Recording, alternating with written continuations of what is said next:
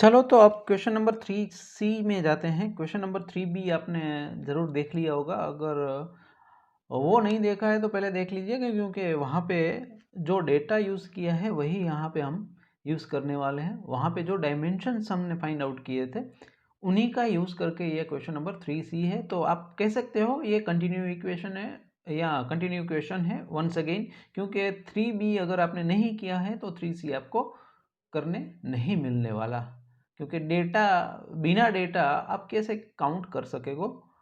तो let's consider question 3B में जो भी आपके पास डेटा था उनके बेस पर आपको करना है design the stem and drawing the diagram showing reinforcement details of it. So once again आपको करना क्या है, ये है आपका स्टीम। फॉर एग्जांपल ये है आपका स्टीम। यहाँ से तो कुछ इस तरह ट्राइंगल फॉर्म में आपको स्टीम होता है, उनको डिज़ाइन करना है। तो सबसे पहले तो ये 5.3 पिछले जो क्वेश्चन 3B में था वहीं से लिया है। बेंडिंग मोमेंट वहाँ पे भी फाइंड की थी 85 इंटू परपेंडिकुलर डिस्टेंस जो आपका था दैट इज 5.3 डिवाइड बाय 3। तो ये चीज़ बेंडिंग मोमेंट हमने काउंट किए। अब बात करते हैं, ये ऑलरेडी पिछले क्वेश्चन 3B में फाइंड कर ही लिया था, तो अलग से आप काउंट करने की ज़रूरत नहीं है। बस मैंने ये दिखाने के लिए ही आपको बताया है किस तरह से आप काउंट कर सकते हो। तो बेंडिंग मोमेंट अगर आपको मिल गई है तो आपका काम थोड़ा बहुत आसान हो जाएगा। अब कोई भी डिज़ाइन हो तो वहाँ पे आपको दो चीज़ मेनली रिक्वायर्ड होती है। नंबर 1 उनका क्रॉस सेक्शनल साइज और सेकंड होता है उनका स्टील। क्रॉस सेक्शनल साइज में आपने ऑलरेडी डिसाइड कर दिया है क्वेश्चन नंबर 3B में। आपकी जो थिकनेस थी, बॉटम थिकनेस, वो 0.35 मीटर रखी थी आपने, और टॉप जो थिकनेस थी वो आपने रखी थी 0.2 मीटर। तो वो डायमेंशंस आपने क्लियर कर दिए हैं। अब आपको करना क्या है, आपको स्टील रिक्वायरमेंट फाइंड करनी है। तो ये चीज़ mu upon b d square SP16 में से आपको मिल जाएगी वैल्यू। तो उनका यूज़ करना है। ये SP16 पेज नंबर 46 से मैंने लिया है, मैं बताता हूँ आपको। तो पहले वैल्यू फाइंड कर लेते हैं, बाद में मैं दिखाता हूँ आपको किस तरह से इनको यूटिलाइज करना है, वैल्यू कहाँ से किस तरह से हमें फाइंड करनी है थ्रू दी ग्राफ। तो पहले mu अपन बी डी स्क्वायर ले लेते हैं। b की वैल्यू होती है 1000 और d हमने कंसिडर किया है 300। ये 300 किस लिए, क्योंकि ये इफेक्टिव डेप्थ होती है, ये टोटल डेप्थ होती है। तो इफेक्टिव डेप्थ हमारी थी 300। तो इनका आंसर मिल रहा है अप्रोक्सीमेटली 2.5। अब हम यूज करते हैं आपका ग्राफ।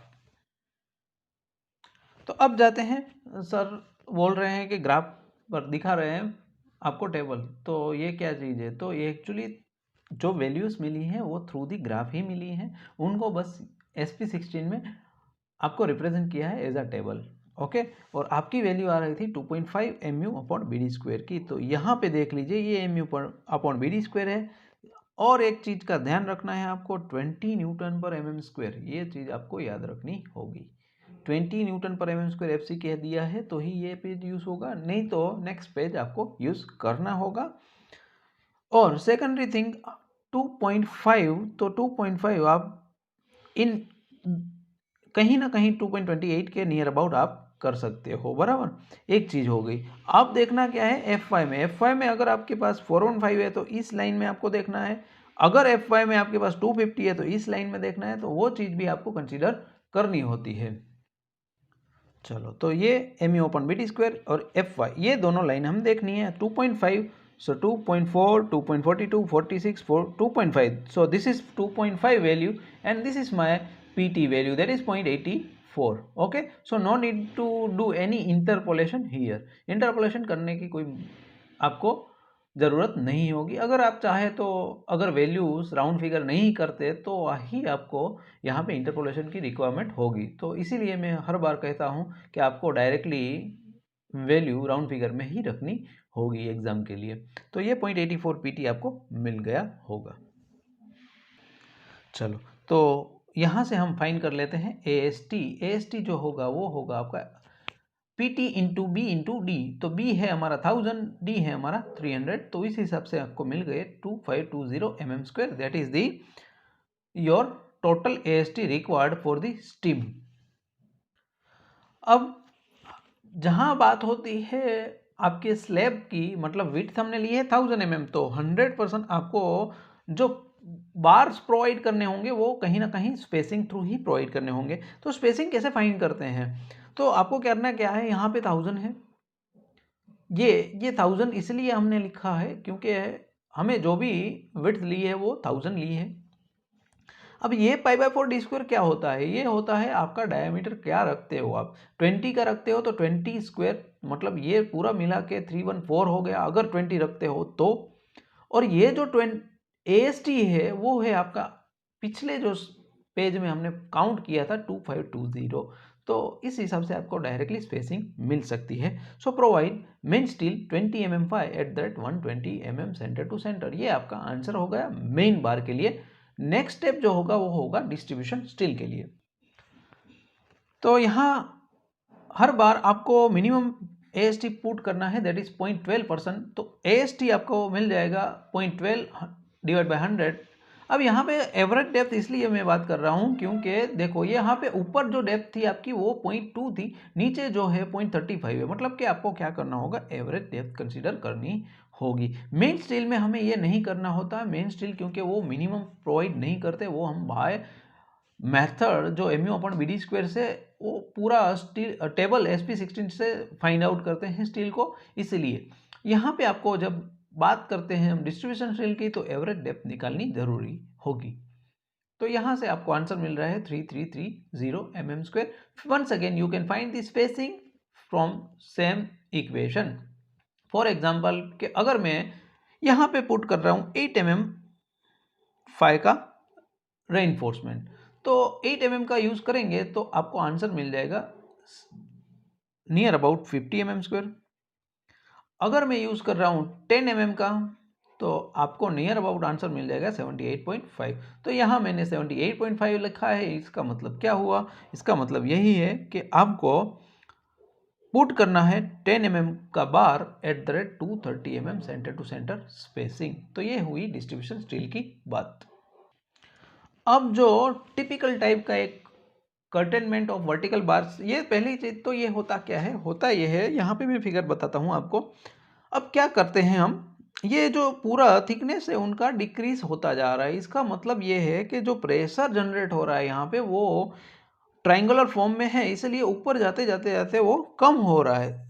सो हम करते क्या है, यहाँ पे आपको बॉटम में सबसे ज़्यादा स्टील चाहिए, टॉप में जाते जाते आपको कम स्टील में भी काम हो सकता है। तो इससे इकोनॉमिकली आपको फायदा हो सकता है। तो करते क्या है, एक बार पूरा रखते हैं, फिर एक बार आधा रखते हैं, फिर एक बार ऐसा होता है जो फुल्ली हम रखते हैं, फिर एक बार, फिर से आधा, फिर से एक फुल्ली। और ये अल्टरनेटिव 3 बार के लिए भी आप डिजाइन कर सकते हो, वो आपकी जो एक इकोनॉमिकल कितना जाना है उस पर भी डिपेंड होता है। अब इससे एक और फायदा भी हो सकता है कि देखो यहाँ पे ट्राइंगल फॉर्म में यहाँ से एक बार यहाँ रख तो दिया आपने फॉर एग्जांपल, तो ये जो स्पेसिंग है कम होगी, यहाँ पे ऊपर जाके वो ही स्पेसिंग आपको ज्यादा मिलेगी।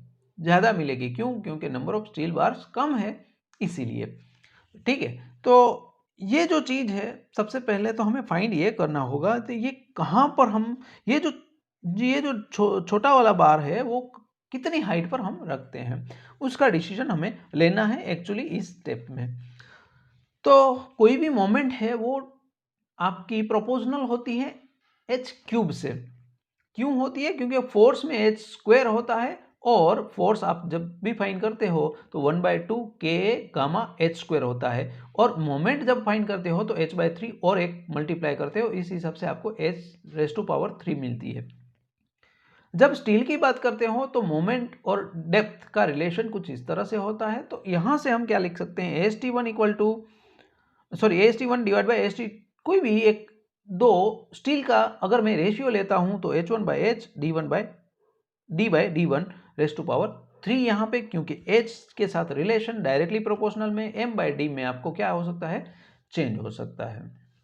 तो ये मैं डायमेंशन के हिसाब से आपको रिप्रेजेंट किया। अब क्या करते हैं, D1 मतलब कोई एक डेप्थ है यहाँ पे, ये चीज, क्योंकि यहाँ पे 0.2 है, यहाँ पे 0.35 है, तो ये जो अगर आपको चाहिए तो किस हिसाब से फाइंड कर सकते हो। तो तो यहाँ क्या करते हैं 0.2 तो ऐड कर दिया, फिर ये जो ट्राइंगुलर वाला पोर्शन है, ये जो पोर्शन है वो कितना ऐड होगा, तो पहले तो दोनों का डिफरेंस डिवाइड बाय हाइट, ये 5.3 है, ऑलरेडी आपको दिखा दिया है मैंने पिछले एग्जाम्पल में भी, इंटू H1 जो है वो हाइट वो डिफाइन करेगी, अगर H1 यहाँ है तो D1 यहाँ पे होगा, अगर H1 यहाँ तक है तो D1 आपका यहाँ तक होगा। तो मतलब ये D1 जो है वो कहीं ना कहीं डिपेंड होगा आपका H1 पर। ओके, तो ये चीज़ आपको कंसिडर करनी है। अब बात करते हैं 50% ऑफ कंटेनमेंट बार, मतलब कि क्या हुआ कि हमने एज्यूम कर लिया कि 50%, यही चीज़ मैंने बताई आपको ऑलरेडी कि एक हाफ है एक फुल है, तो मतलब 50% आपको क्या करना है, कट करना है। तो इस हिसाब से हम क्या करते हैं, ये रेशियो हो गया आपका 1/2, दैट मीन्स 50%। तो H1 डिवाइड बाई H 0.350। अब यहाँ पे D1 जो होगा वो क्या होगा, ऑलरेडी इक्वेशन यहाँ पे हमने लिखा हुआ है 0.2 प्लस 0.28 H1।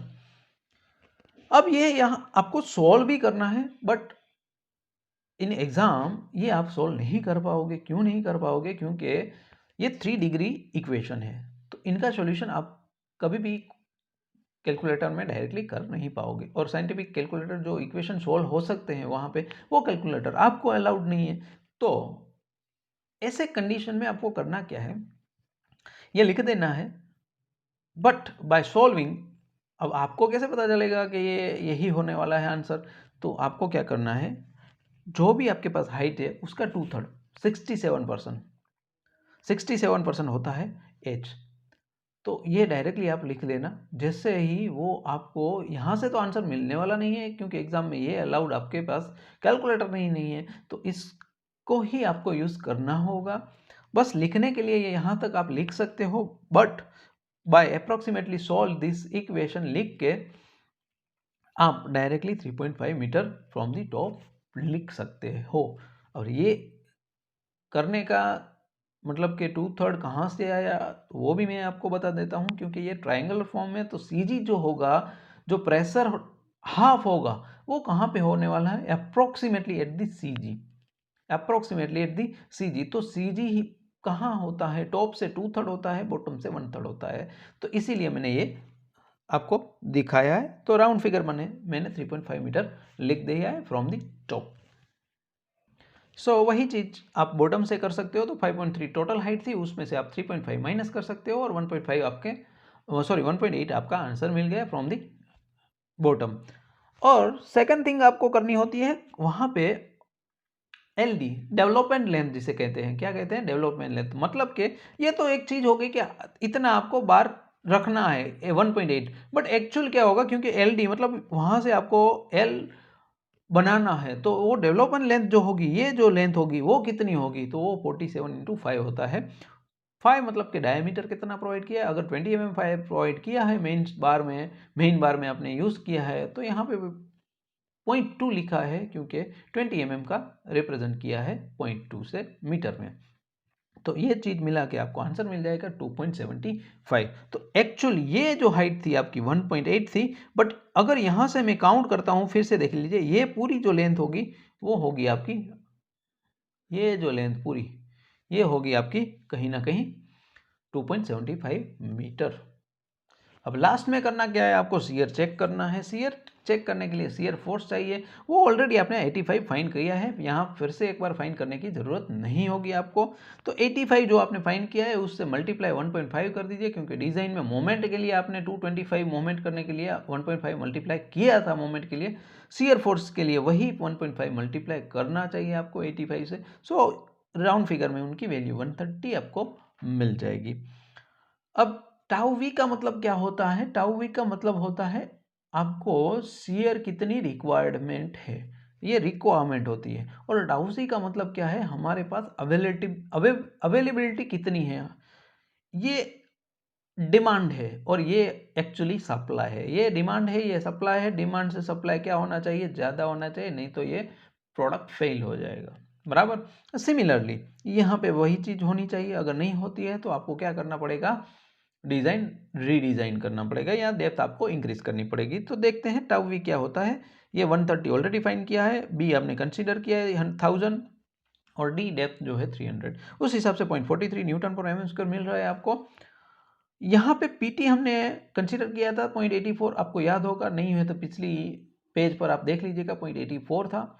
FCK 20 है, तो पेज नंबर 72 पर IAS 456 में एक टेबल है for the to get the value of tau C. तो देखते हैं वो टेबल किस तरह से आप यूज़ कर सकते हो।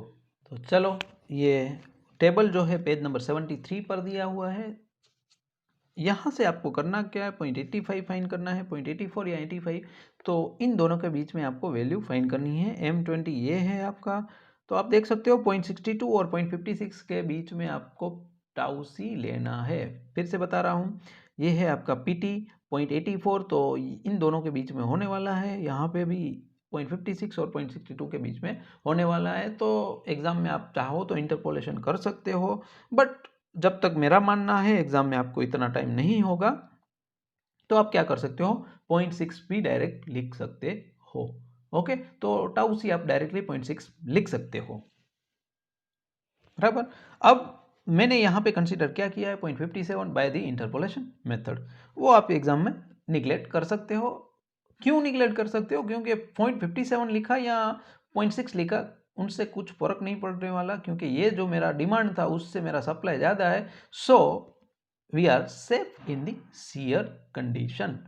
टाउ सी आपका ज़्यादा होना चाहिए, आपके पास अवेलेबिलिटी जो है वो ज़्यादा होनी चाहिए, जो डिमांड है उससे अवेलेबिलिटी ज़्यादा होनी चाहिए। ये चीज़ आपको दिमाग में याद रखनी होगी, ठीक है। पेज नंबर 73 पर ये टेबल है, ये कोड नोटिफिकेशन दिया है 72 पेज पर, और टेबल जो उसके नेक्स्ट पेज पर है, मतलब 73 नंबर के पेज पर। तो ये चीज़ आप देख लेना। अब बात करते हैं फिगर किस तरह से ड्रॉ करनी है। ये 7 मार्क्स में आपको फिगर ड्रॉ करनी होगी।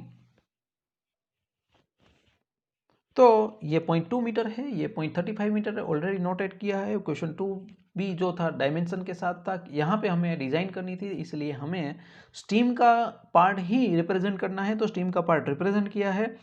ये जो मेन बार थे वो 20 mm 5 के आपने रखे थे, 120 mm centre to centre distance था। तो यहाँ मैंने बताया कि ऊपर जो टॉप में होगा वो डायरेक्टली एक बार कम हो जाएगा। तो यहाँ पे 120 था स्पेसिंग, तो यहाँ पे उससे ट्वाइस हो जाएगा, 120 मतलब 240 का सेंटर टू सेंटर डिस्टेंस हो जाएगा।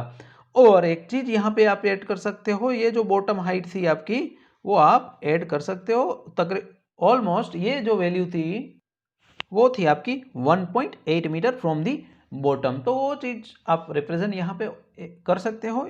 ये बाकी आपका जो है वो 10 mm 5 @230 mm centre to centre जो डिस्ट्रीब्यूशन स्टील हमने फाइंड आउट किया था। फिर भी कोई डाउट है तो मुझे व्हाट्सअप कर दीजिएगा। बस ये क्वेश्चन में इतना ही था और कुछ ज़्यादा नहीं है।